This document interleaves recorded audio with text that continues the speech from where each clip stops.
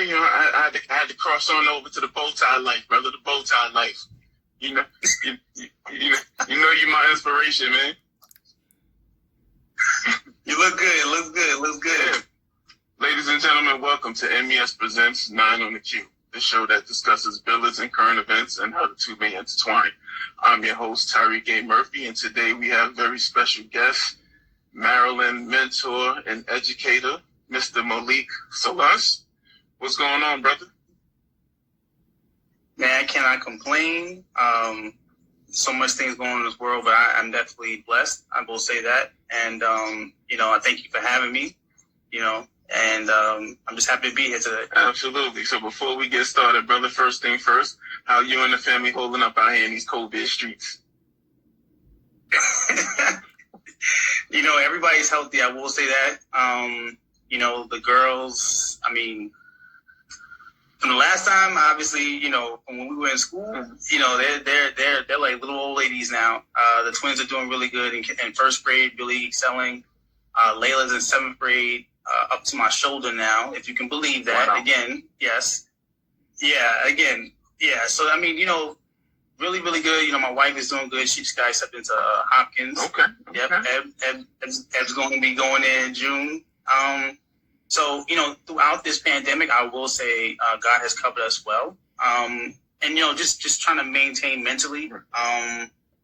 That I think that's been the biggest part, just trying to create some type of, consistency. But I would say overall, again, blessed, and we're doing really good, I would say. So just to bring everyone up to speed, in case y'all didn't catch that, me and brother Sollas here, we went to school together. We got our graduate degrees together. So unlike everyone else who I've, reached out to and contacted about being on the show, I actually had to go through family court in order to get him to come through because I wasn't allowed my annual, visitation rights, in regard to, he's laughing because he knows what I'm talking about, It's not funny. It's not funny, man. You know what I'm saying? Had to go, Right. Yeah, had to go through family court to get visitation rights on my brother here, Yes. So it was unfortunate, but visitation, yes. We had to carve out some time.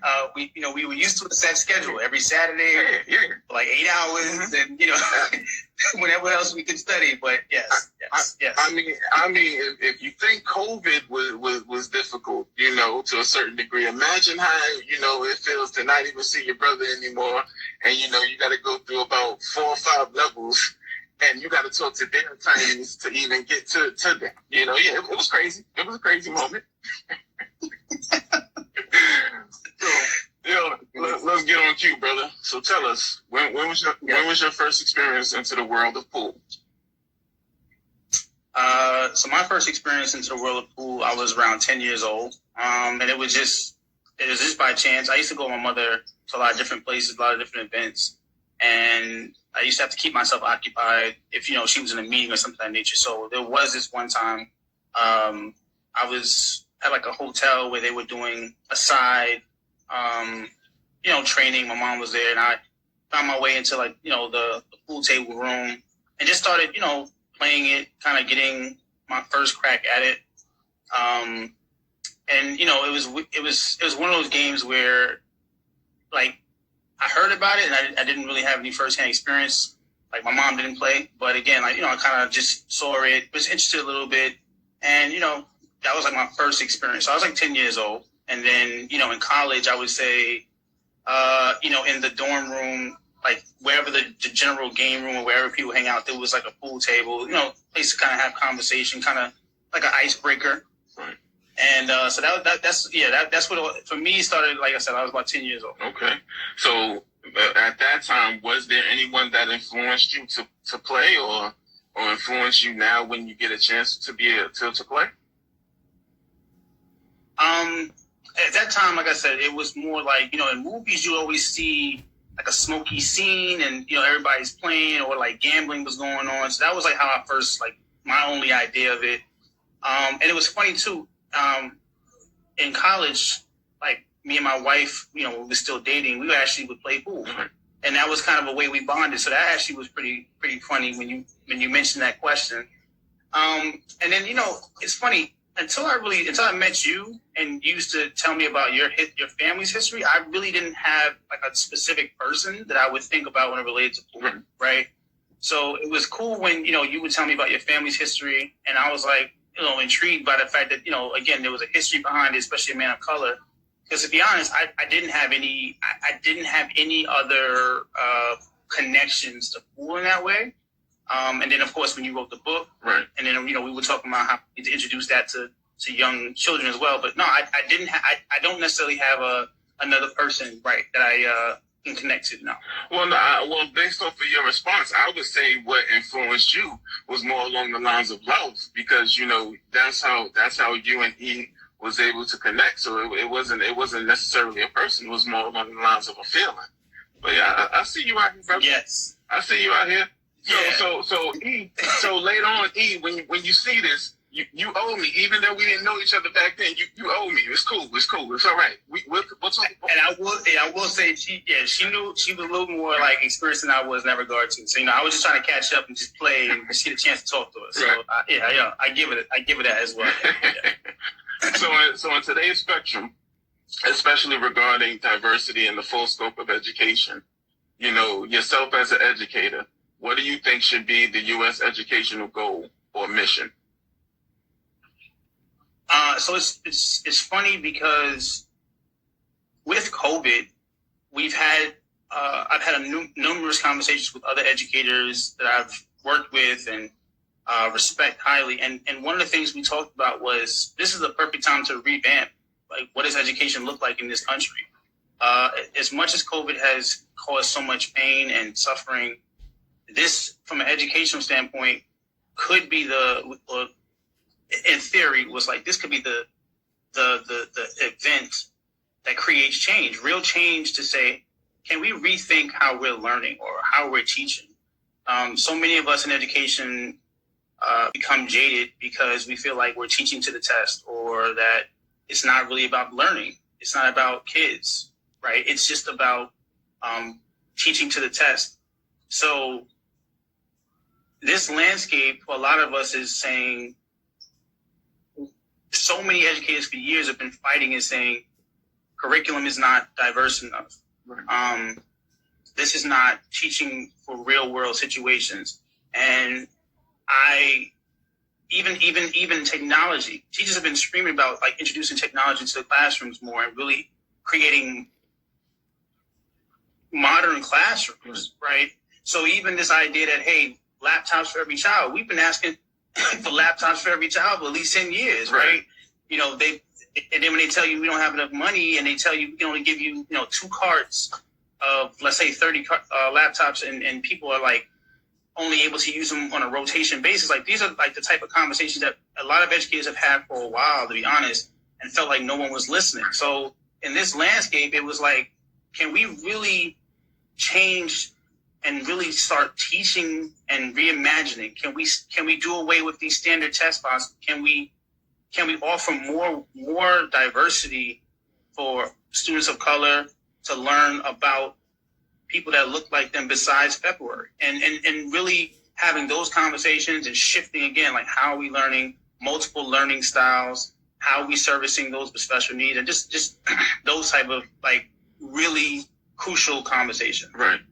I mean, to your point, I believe that it's been a, somewhat challenge, especially when, you've asked for materials to be effective, and, you were given one answer, but, it seemed like it took like something, major, such as COVID, to produce the end result of what you guys wanted to get to.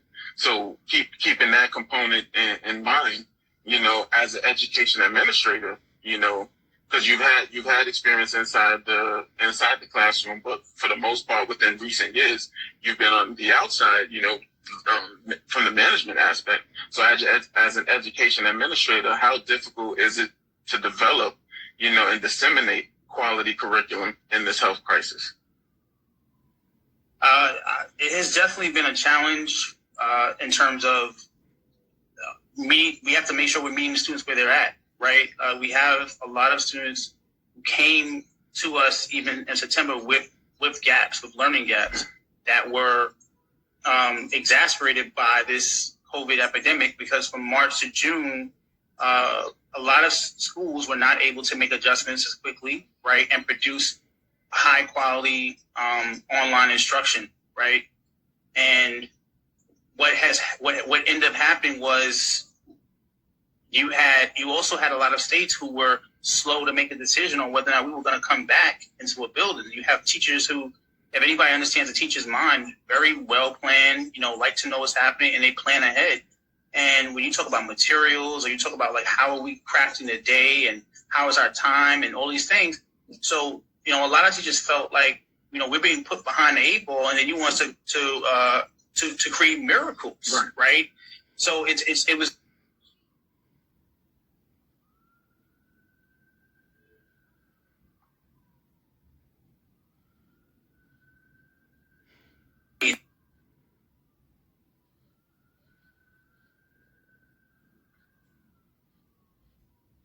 institutions, Title I schools that are in low-income neighborhoods. And one of our first like uphill battles was even getting the technology. Just to even say if we really want to provide quality instruction, it took us the first, I would say, 3 weeks, because we had to still figure out where we would get laptops from to provide our students, because we didn't have enough of the, at that point was a basic necessity. We didn't have enough to ensure that every student at home was going to have access to a quality education, right? So we had to even say, well, how are we finagling? How are we ordering? Can we get some more? Can we work with nonprofits to get just a laptop? Then we had to figure out if the laptops even worked. And we had a lot of technology challenges. A lot of families who did not have enough laptops for multiple students in their home, did not have the strong Wi-Fi, and we were trying to find multiple ways to still bring high-level curriculum, high-level instruction, without the actual necessity that our students needed. Right. We took on reading initiatives, trying to, again, you want to push for like reading and you want to push for that level of engagement. And then we had to also take a step back and say, what does it look like to be an engaged learner during a pandemic? Because this is not just the normal, okay, you're at home and so we also had to be mindful. And mindful was a big word that we use a lot in my school, and I know across the country they're using it, is because we are tasked with bringing a high-level curriculum, high level of instruction, but we also have to think about the parent that's at home with their child. How much are they able to help? If our students are by themselves, how much of this are they able to do realistically, right? What are the timetables, right? I had students who the parents said, I'm not going to let my student use the phone or laptop until I come home at night. Right. Because they were just not, concerned about what they were looking at. So students couldn't do the work, let's say from our school day was like 8:30 to 3 o'clock. They couldn't complete the work within that time, right? If they were supposed to be on live sessions, because we do live through Zoom, students were not able to do that because their parents said, no, wait till I come home. And then students were trying to complete tasks without necessarily getting the instruction part of the day. Right. So these were just different obstacles again that we've found ways, and we've had to consistently work with our families, communicate. But yeah, that was the process of really trying to figure out again the high level that we want, and then what can we also expect from our families and students. Right. So as a bonus question, based off of what you just referenced, how were you and the rest of the team within the school facility that you work at, and just, overall with the other colleagues that you may reach out to from different educational organizations? How do you guys keep, track the students' work and attendance, particularly for those kids that, the parents say that they don't want them online until they're able to monitor their activity on there? How do you guys, keep account of, their interaction, their grading system, while still maintaining, keeping both sides happy, you guys as educators and the parents? Yeah, so this was we had to have a lot of conversation at the administration level, and then we had to incorporate teachers. And the reason why was we had to say, so what is realistic? So, for instance, we had to start changing the deadline for some of the assignments, right? So we couldn't we couldn't put a deadline for Monday's work at 3:00. So we would give a student until 12:00 that night to turn in work.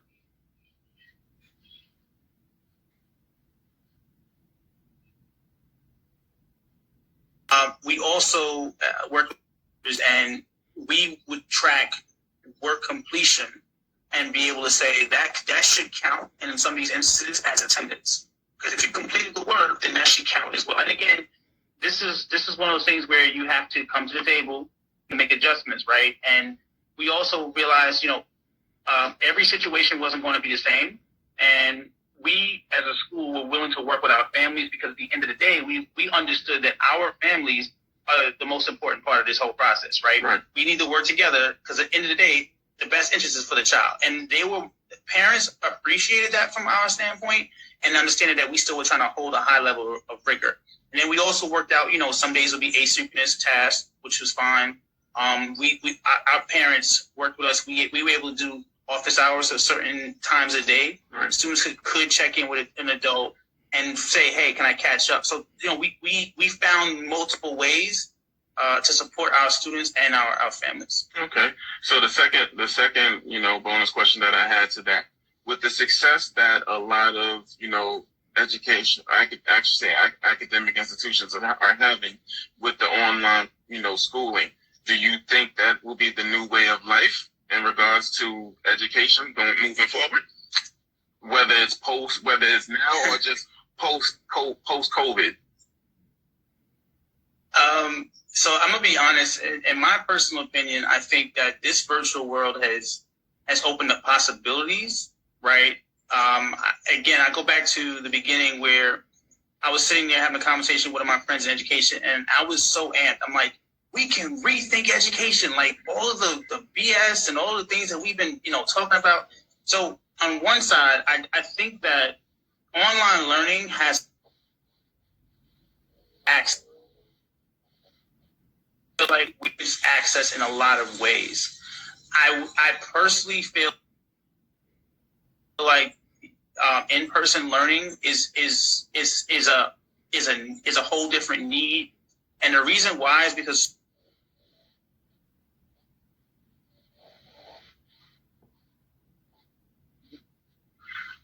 for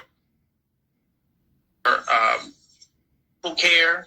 They've become nurturing environments. They have become, so I don't think, I'll say right now, like the school building and all it entails, that will not be replaced by virtual. It will not be replaced by virtual because, again, so many kids count on and the relationships and just that hand to hand. I just think that there is a place for virtual.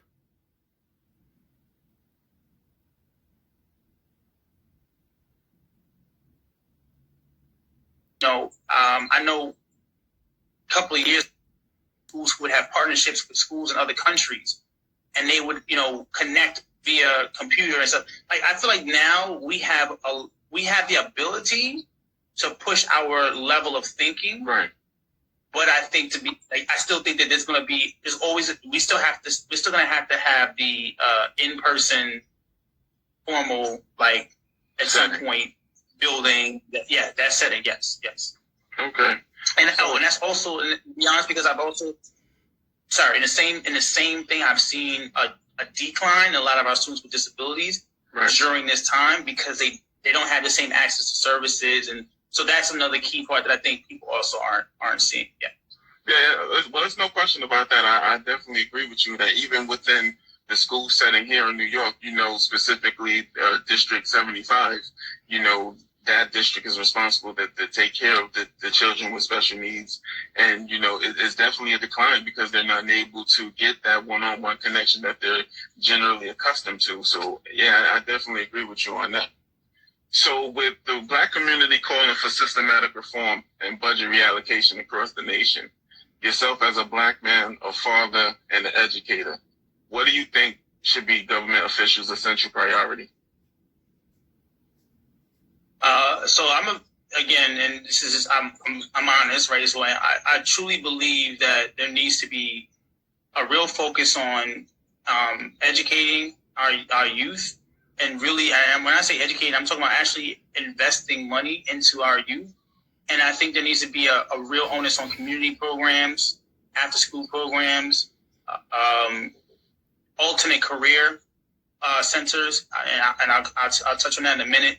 And really the social services. I feel like money right now is being funneled into creating, these strong police forces, right? So I'm 100% about reallocating money from right now, where they always say what you feed will grow. Mm-hmm. And what a lot of states have been doing is pumping money into police, into weaponry, into preparing and having these, massive weapons and tanks and things of this nature. And none of the data proves that they're lowering crime rates, right? Mm-hmm. Like the very nature is they're building up for this so-called need and war or whatever it is, but they're not lowering the actual crime rate, right? They're not reducing the amount of young men and young women that are going in and out of prison. Right. So for me, I think that there really needs to be a reallocation of funds towards community service programs, things that are actually going to help and benefit our communities. Because what I've learned, and this is just my experience, and again, I'm sure you may get somebody else who feels differently. Typically, people generally just want an opportunity. Right. Right. And then when they feel like there's no opportunity, when they feel like there's no way to eat, or there's no hope, mm-hmm. That's when when you try to take away hope from people, that's when other things happen. And I think, again, I've seen after school programs when they take away funding, then you have kids out in the street who don't have anything to do. I mean, I was raised in Brooklyn, New York. I was one of those kids. You come out of school. It's like, well, what we gonna do? And it was like, all right, well, let's go get something to eat. Everybody go to the Chinese spot. Everybody go to the pizza spot. Whatever it is. And it's like, well, what do you do after that? And it wasn't as many options, right? It's not a lot of sports programs available. And what I'm saying is that if we took those funds and reallocated and really pumped them back into these communities, I personally think that you would see a greater result. I think, again, like when you talk about having career centers, they give people other options. Look, I went to college. You went to college. I've gotten my master's. I'm going again for another one. But college isn't for everybody. And I'll be the first one to tell. I will sit there and I will tell people, I understand. If you choose right now not to go to college, I understand. Right. But I also will tell you, if I've seen young men in high school who could take apart an iPhone and put it back together, and they were fixing it, and they could fix anybody's phone and make money. I've seen young men in middle school put together businesses, young little businesses, right? So my thing is, we should be trying to invest in them, right? We should try to find ways to say, hey, I see something in you, I see a gift, and there's another program you can take, right? You don't necessarily have to go to college, accumulate, debt, and then, create a bigger financial debt for your family. Right. But we can give you tools to help guide you, right? There's so many schools who don't have any programs for trades. But yet the highest need in the next 20 years is going to be trades. Right. So you have a lot of young people who don't understand, like, there's multiple ways to make careers. You don't have to only go one way. So I think, again, taking those funds and reinvesting, like I said, giving children a place to go after school, paying teachers more. I mean, let's be honest, like, teachers don't get paid what they should.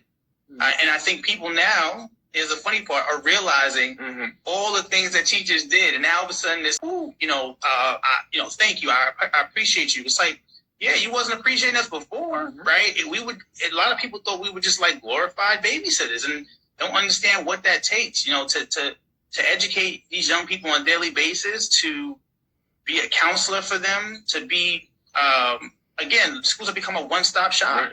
Yeah. You come in there every day, you're getting food, you're getting care, education, shelter. You are getting Sometimes, affection when needed, affection, right? You're getting the person that talks to you, that person that they'll drive you home. They come to your games on the weekends. I mean, again, like the field of education, teachers, you have to love what you do. To be honest with you, it is really a passion. It is God's work. I've had many people say, "Oh, you're doing God's work." I'm like, "Yep." Mm-hmm. I'm coming to terms with that. Absolutely. This is not for the faint of heart, right. And again, you can't always put a price tag, but I would say again, if you reallocate those funds, you give teachers an increase, right, so that they also feel like, okay, this is a living, working deal. And again, putting money into, again, there's teachers who constantly, and they'll tell you, are paying out the pocket for supplies every year, right? And when they ask, hey, can we just get the basics, pencils, paper? It's like, oh, put a request in. No, I'm going to go buy it myself. And then even then, like I said, so I just feel like that's where a bulk of our funds really just go into. And to be honest, I'm all about like defund the police. I'm all about that. Like that's really one of the things I've been thinking like for a while, and I think it makes the most sense, honestly. Right. So speaking of the police, with the tragic instances like the Breonna Taylor case, do you think the need to provide extra protection to females in your life, and would it include the Second Amendment? I'm going to be honest with you. So, yes. And I wasn't raised necessarily to think, I had to carry a firearm or anything like that. And I was raised by a Black woman. My mother and my sister, my aunt also lived in the building. So one of the things that I've come to, and I've had multiple discussions. And I think that's another thing too that recently, like within the last 3 years, but then I think what has definitely exposed this country is the vulnerability of like when it comes to Black women and us protecting them, and not necessarily always just physically protecting them, but also protecting their rights to speak, protecting them as people, because they will protect us. And I can personally say that every Black woman or every woman of color, but specifically Black women that raised me, and even now to my wife, they will hold you down. Like in every shape of the word, I can say hold you down, and there's probably 1,000 songs you can find. Like they are the protect, they give, and they protect. And so my thing is, yes, it should be vice versa. We should be protecting. Yes, the conversation has definitely come up even in our house around the Second Amendment, because I am a God-fearing man. So I do believe in, I do believe that there's a higher power. I don't believe that man has control over me. I don't believe in violence, but I also believe that you should defend yourself if need be. Right. And some people aren't going to use their hands, so why should I use my hands? That's kind of like what I've been thinking about. I'm a big, I love Malcolm X. I mean, that, we've had multiple conversations, and, some people get it twisted with him as well. They think that he was just this violent man. He wasn't. He just believed that, hey, like, you can't come up to me and threaten my life with a gun and I don't come back with one. Like, it's just one of those real basic things. So, yes, we definitely had that conversation in terms of being prepared, right? Not scared, but being prepared. And I think I think a lot of people were starting to have those conversations just based on events and, just seeing how things are moving. Right. Like I said, yeah, I believe, again, God has control. I also, again, understand my ability to be prepared for anything. And I have a family to think about. I have 3 young girls. I have my wife. And at the very end of the day, that is my responsibility. So, yes, we have definitely had that conversation and, getting licenses and things of that nature. Right. So to ask you that same, as a bonus question, but to make it a little broader, do you think, the protection of Black women is the responsibility of the government or the Black man? I mean, to be honest with you, I think it starts with Black men, and the reason I say that is because as a unit, as a people, as a culture, and I say again from my own personal experience, I was raised by a woman. Got my name from a woman. If you want to quote Tupac, it's one of those things where they do so much for us. And I had to really, I've had multiple conversations with my wife and then my sister, because sometimes too, I think we take certain things for granted, and we don't even realize, right? Like, to know you can depend on somebody, or it's almost like sometimes you take it as a luxury and don't realize how rare it is. You know what I'm saying? Because I think it starts with us first. We have to be the ones that protect them in every scenario, the same way they come for us. Fight for their rights, the same way they fight for ours, right? When George Floyd got killed, you had Black women at the forefront, protesting, protecting everything, providing, right? They're one of the highest graduates, right? So my thing is, like, they're doing their part. We should be doing it just as well. The government, to be honest, is never going to protect us the way we can. Right. And I say that because if they could, there wouldn't have been, Black Panther Party. There wouldn't have been so many groups that had to come together to literally protect their neighborhoods from outsiders. Right. So I would say it starts with us, because again, as a people, we need to come at the same level. Like I said, like, I think Black women have shown historically that they are more than prepared and have protected. I think, again, it does come back to the men in that role and making sure that they understand and feel protected. Because unfortunately, what happens is we tend to think that, well, a Black woman can handle it, right? They're so strong, they can handle everything. It's like they shouldn't, though. So that, I would say it starts with us for sure. Okay. So just to ask you a question that was sent to us, what is your perspective on the Black organization or the Black militia known as the NFAC? What are your thoughts on that? So again, and this is where I think people have to really, you have to be prepared for everything. And I'm gonna be honest, again, what you see out here, we have to start protecting and being prepared to go the same lengths. And I'm saying, again, because if you look at history, when we had the Nation of Islam, what were they doing? They were coming into communities, teaching self-defense, right? Teaching us about better businesses, practices, pushing for us to just start owning and start supporting each other, because we kept seeing all these examples of what everybody else was doing, right? There are a whole lot of other organizations out here that are not for us. Mm-hmm. We need to be prepared and be ready to do the same things for our community. And that's one thing that, sometimes, again, people probably get caught in things. And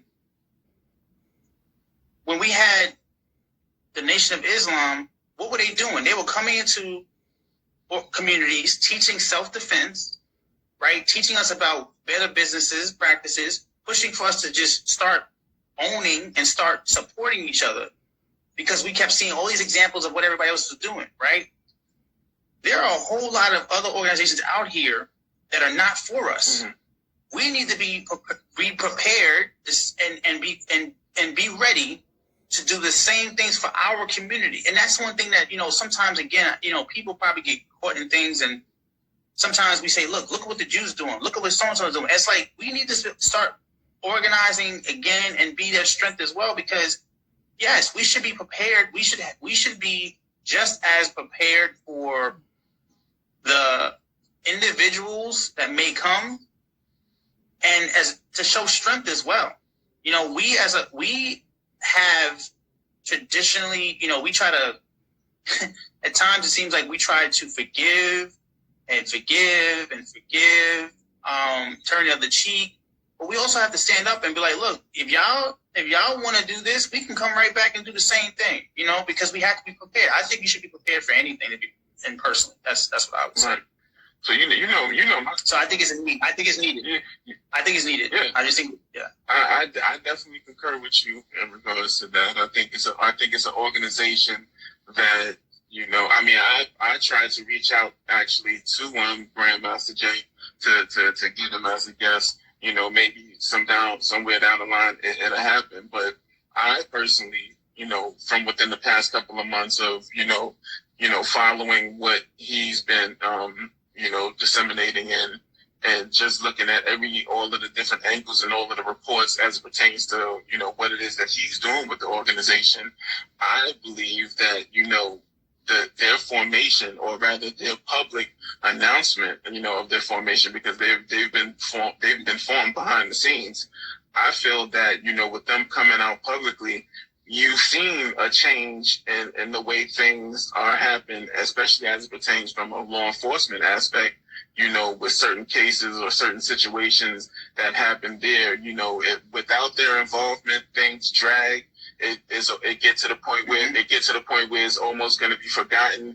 Then all of a sudden they get involved, and then all of a sudden we start getting answers. We start getting transparency. A lot of things that would happen just on a repeated basis has damn near came to next to nothing. I mean, we still have, let's be clear, we still have instances that have happened, especially within recent days or recent weeks, but it's not as much as it would normally be happening as a result of them coming out and showing force that, hey, they will come out and support if it's necessary, if they need to.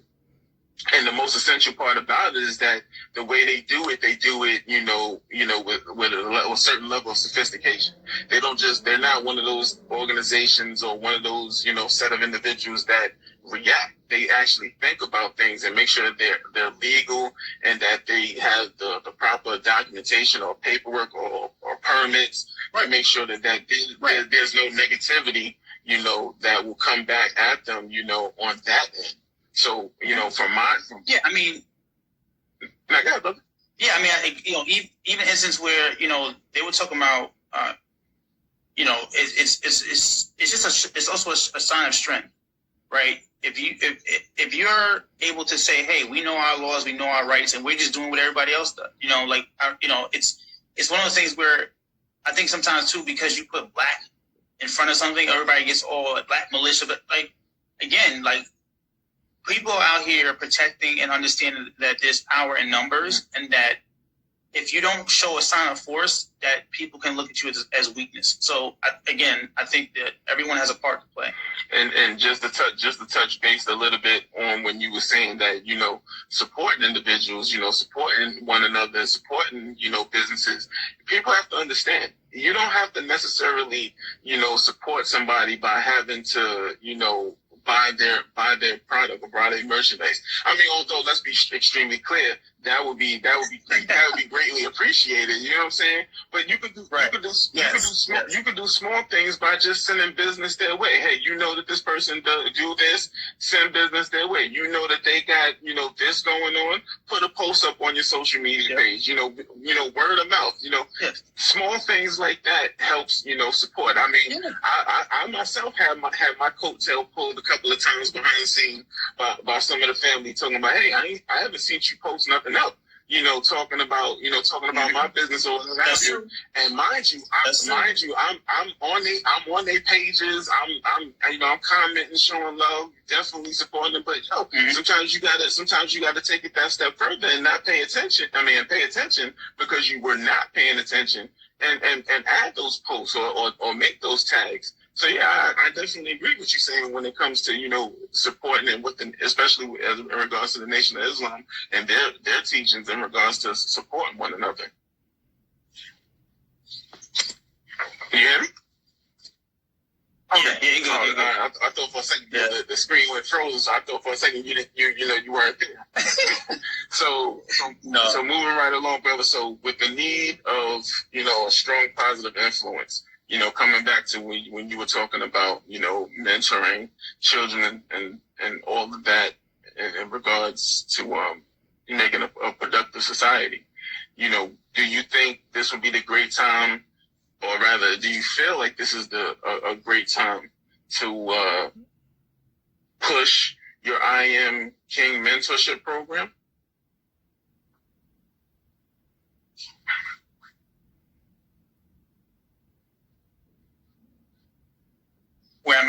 now in my, I'm actually able to, I work at an all boys school, boys of color, and I'm actually implementing it in a school right now this year. And it's a benefit because they're allowing me to, at this critical time and what's going on, they're allowing me to have that free reign and to really build this from scratch. So I'm excited because I work with a group of people who are also invested and understand that how we develop our young people is super important, especially the next generation of leaders, and even men, right? If we keep saying we're trying to break the toxic masculinity, if we're trying to break the ideals of what it means to be a man, to be a black man, to understand your role and how you are as a partner, how do you show love, how do you show feelings, expression, protection, it is a huge need. And what I've seen in the first couple of months is, especially in this pandemic, people are looking for someone to talk to. These young boys, and I work with 4 through 8 right now. These young boys are looking to have an individual they can trust and just have conversations with about what's going on. Because especially now, there's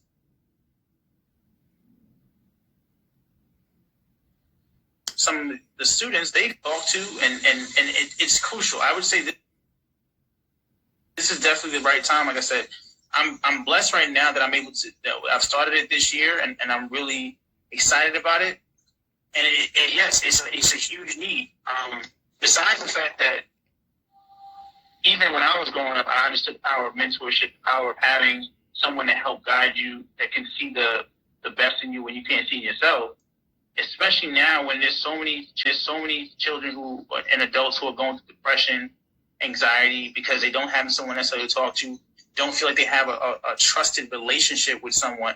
I've worked with a lot of these young people now, and for this generation, one of the huge things they talk about is like lack of trust that they can be with a partner, and that partner is not out here doing all types of things. Right. Lack of trust that they'll find love. Lack of trust that they actually deserve love. So this is actually a really good time.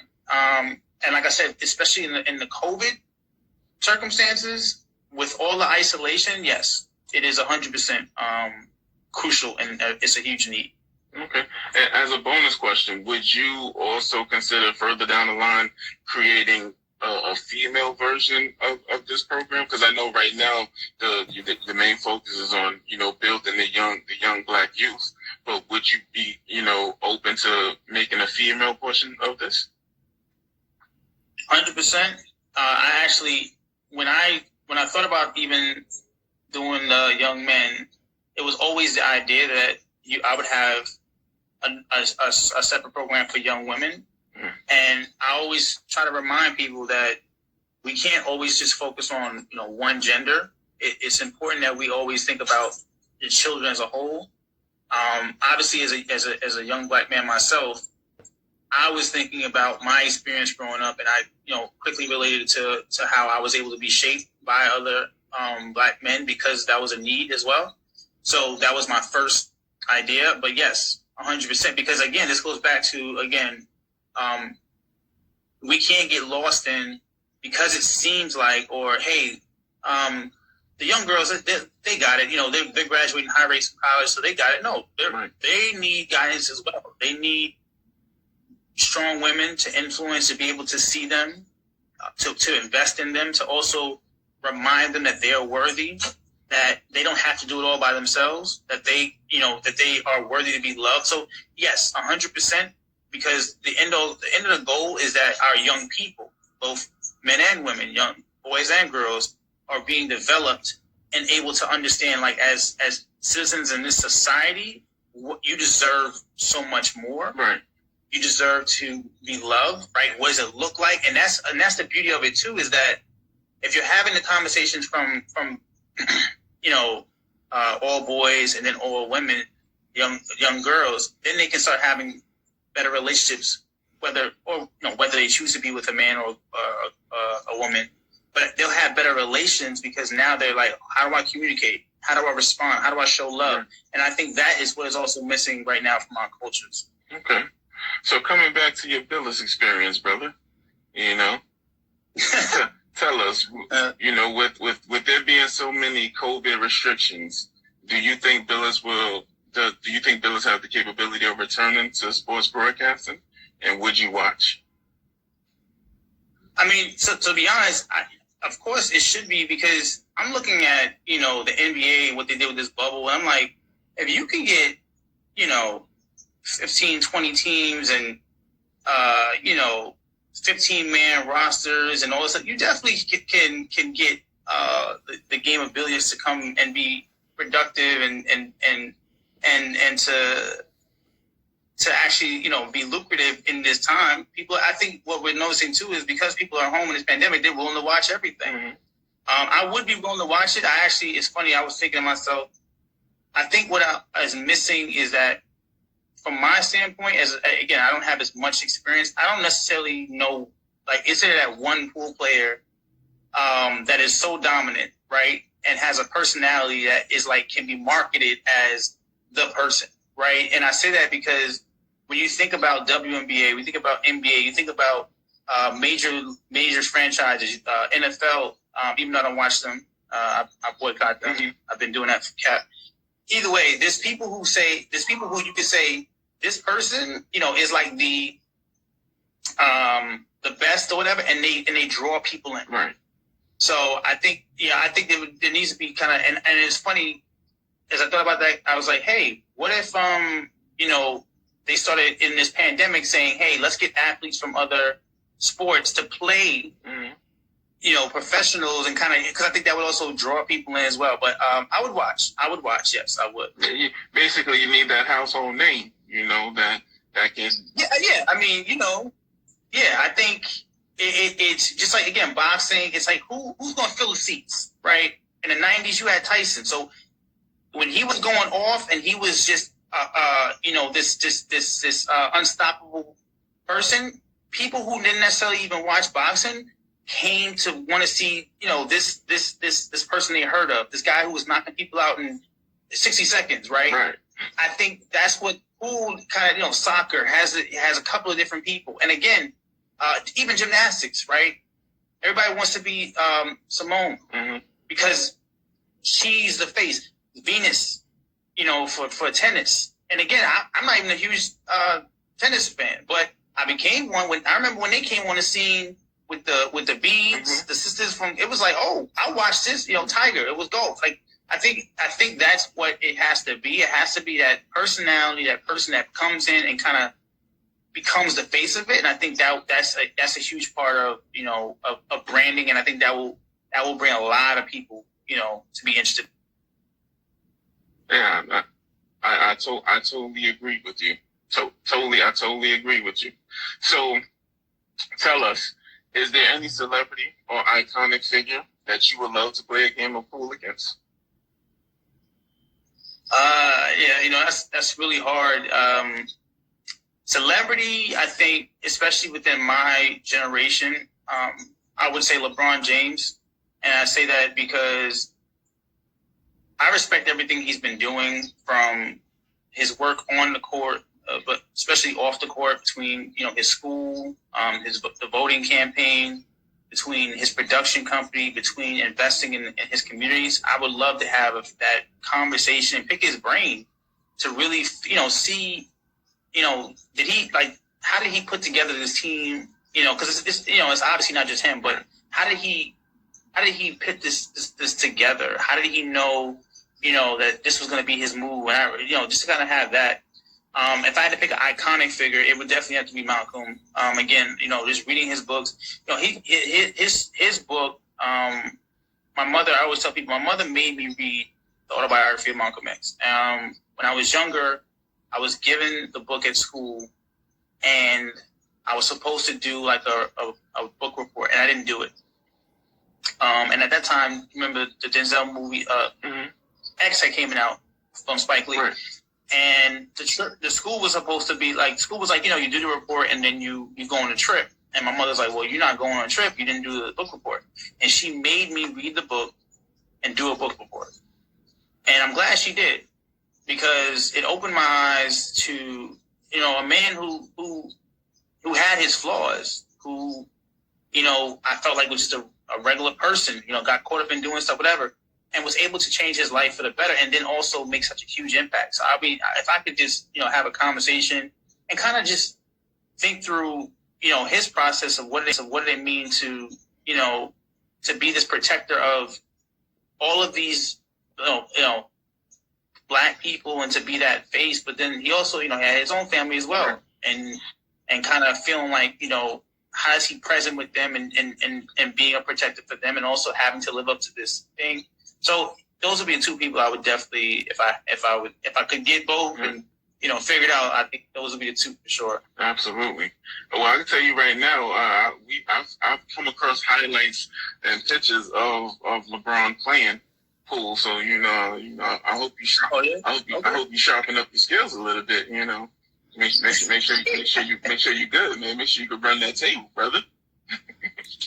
Yeah, I definitely, like I said, I find a way. I definitely have to, put some time. Like I said, I definitely haven't played since college, and I need to at least.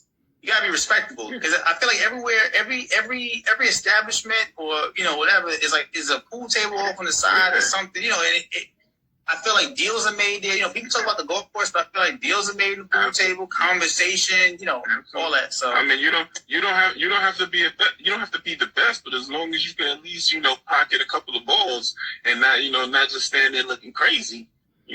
People will let us. Right. That's right. You can't embarrass yourself. Absolutely. Absolutely, brother. So, is there anything that you got going on that you want people to be aware of or be on the lookout for, whether it pertains to you or any of the organizations or the programs that you got going? I mean, realistically, this year, like I said, I'm working with my school. I'm really excited. We're doing some great things, and I'm looking forward to, after this year, getting a chance to really, broaden it. So I would definitely say look out for it. I've had a lot of conversations in the last 2-3 years, and making this more realistic, from just a dream, putting it on paper, learning more and more about the, nonprofit side, or, how to run it. So it's one of those things where I'm loving the process, and I'm taking it bit by bit. So I would definitely say I would want people to look out for it, like at the end of June, as I expand and try to again take it from, okay, I'm working with a school, what does it look like, how what things I need to tweak, and then for me, I'm never gonna stop growing in some capacity. So I can't be stagnant. This Absolutely. Got my master's. I went back, now I'm in another one. Do over my time, it's showing in the young people now. Like I get excited seeing some of my students on Instagram doing things. It's funny when you said supporting them. One of them, Brian, he was on here. He created like a scholarship for some young people. Nice. To just help them, and it's just beautiful to hear. And he called me up. I'm like, hey, I'll help you wherever I can. I'll post it. I'll tag you. Again, helping and figuring this thing out. But yeah, I mean that's it. Yeah, like I said, for me, I would just say, just look out. I feel like I don't sit still. Yeah. Well, you already know. I know about you, brother. I mean, I was there when you put the first letter to the program. You know what I'm saying? Or putting it all together. Those long summer nights. You know what I'm saying? Mind you, it was only a week, but those long summer nights. Yes.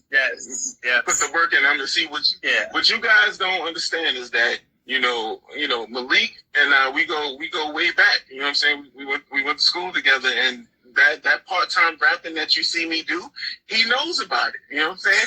He was there. You know what I'm saying? He's seen it happen. Yeah. So yeah, we doing big things. Those AU Saxons are doing big things. Yes, I'm really proud of you. Like, it's funny. I'm like, it's funny how some of the things you were saying back when we were doing the masters, you put into fruition. I think that just speaks volumes of who you are, and I appreciate just being able to just again be here, but also like I feel like it's good to see people I know being successful and